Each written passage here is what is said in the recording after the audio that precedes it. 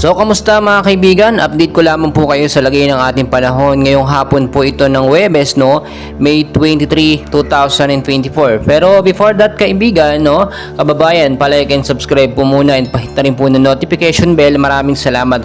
Mga kaibigan, ito na po, no? Yung hinihintay natin na low pressure area na nanggaling nga po dito sa bandang Silangang Mindanao. At nung mga nakaraang linggo, nakaraang araw, ito po isang cloud cluster lamang or kumpol ng kaulapan at ngayon po ay kumpirmado na ito bilang isang active low pressure area. So as of 3 PM po mga kaibigan, ngayong hapon ay namataan po itong low pressure area or free typhoon aghon mga kaibigan, na may estimated pong layo na 680 kilometers east of Davao City. Kasama pa rin dyan kaibigan, ito pong easterlies, no? Or yung mainit na hangin na nanggagaling po sa karagatang Pasipiko. So mga kaibigan, kung makikita nyo po sa ating pinaka live radar ay ito po yung unti-unting pumapasok, no? Doon nakapasok na siya sa ating far. Ito'y tinatahak yung direction po sa may bandang Visayas, padiretso po ito ng bandang Central Luzon mga kaibigan. So yung pinaka-active po ngayon na apektado nito nga pong low pressure area ay dito po sa area ng Eastern Visayas at Caraga. Posible pong makaranas dyan mga kaibigan ng maulap na panahon. Ngayong hapon hanggang bukas po yan, dulot po yan ng low pressure area.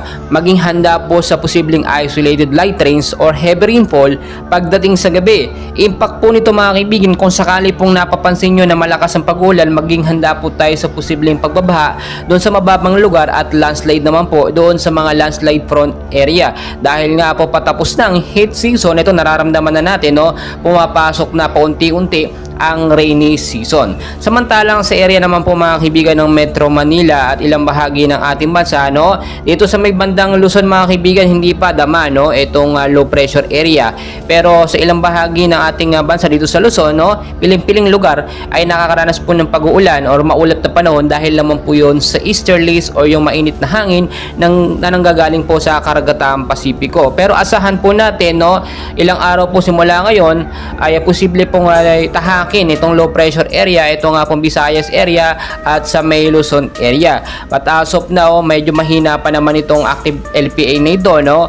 Inaasahan din na ito'y posibleng maging ganap na bagyo. 2 araw po simula ngayon mga kaibigan. So patuloy po nating minomonitor yan dahil kapag ito'y lumakas ang paggalaw, pumalo po from 55 to 60 kilometers per hour, may tuturing na po natin yon bilang isang mahinang bagyo.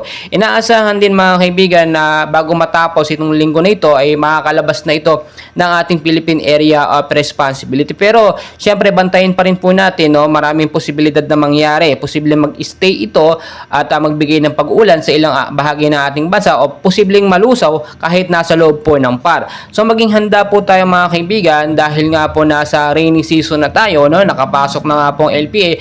Posible po itong maging sunod-sunod, no? Pagdating po ng June, no? Kaya maging handa tayo. Kaya yung mga basura, yung mga estero na mababang lugar, releasein po natin, no? Para in case bumigla o buhos na malakas na ulan, hindi po magkakaroon ng biglaang pagbabaha. So mga kaibigan, patuloy ko po kayong update and please huwag niyo pong kakalimutan mag-like and subscribe para ma-update po kayo, no? Sa ating mga latest weather update. Maraming salamat po.